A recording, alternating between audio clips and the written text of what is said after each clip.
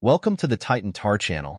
Today we have a topic to discuss about the F-16 being an aerial strategy that could cost Ukraine dearly in the war against Russia. Don't miss the chance to join us and share your opinions with us. Become a member of our channel and evolve your rank. After a long period of omission and speculation, Ukrainian authorities have confirmed that the Ukrainian Air Force has received a number of fourth-generation F-16 multirole fighters from European countries, most likely the Netherlands. Zelensky was the first to announce the arrival of these new miracle weapons with his usual confidence. On his social media, he reported that Ukrainian pilots had already begun using these aircraft on national territory. The exact number of F-16s delivered to Kyiv has not been revealed. While some sources claim that at least 6 aircraft were received, others suggest that the number could be as high as 12, in line with NATO standards. The location of these fighters is kept under strict secrecy, especially given the increase in Russian attacks on Ukrainian airfields. It is assumed that some, or all, of the fighters are permanently stationed in neighboring European countries, and that if they are used at Ukrainian airfields, it would be only for quick refueling operations before combat missions. However, reliable information on these details is not yet available.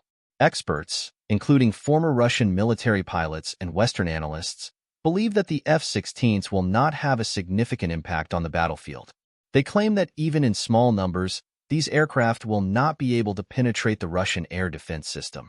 Weapons that could potentially challenge Russian defenses have already been used with Soviet aircraft, without significant success.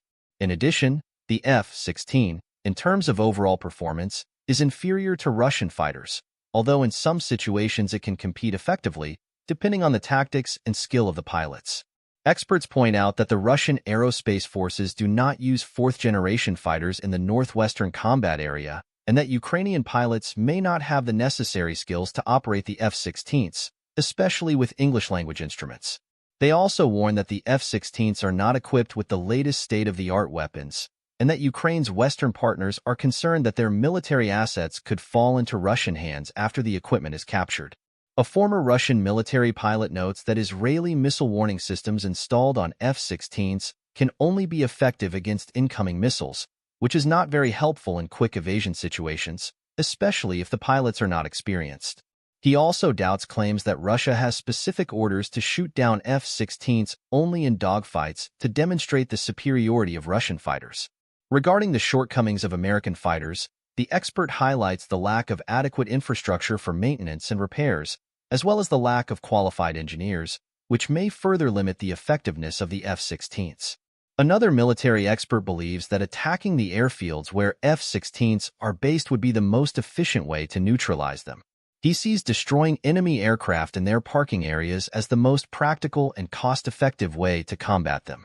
Reports of a supposed ban on destroying F-16s on the ground are seen as an absurd fallacy by some military observers.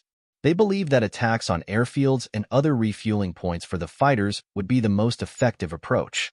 Finally, a Chinese military expert and a former CIA analyst point out that Ukrainian pilots have not yet fully mastered the F-16s and that Ukraine will use these aircraft primarily to protect strategic locations, engage Russian fighters, and provide air support to its ground forces.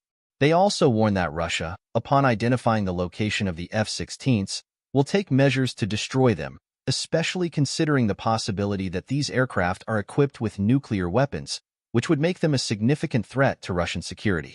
Don't forget to subscribe to our channel, like the video, and share it with your friends.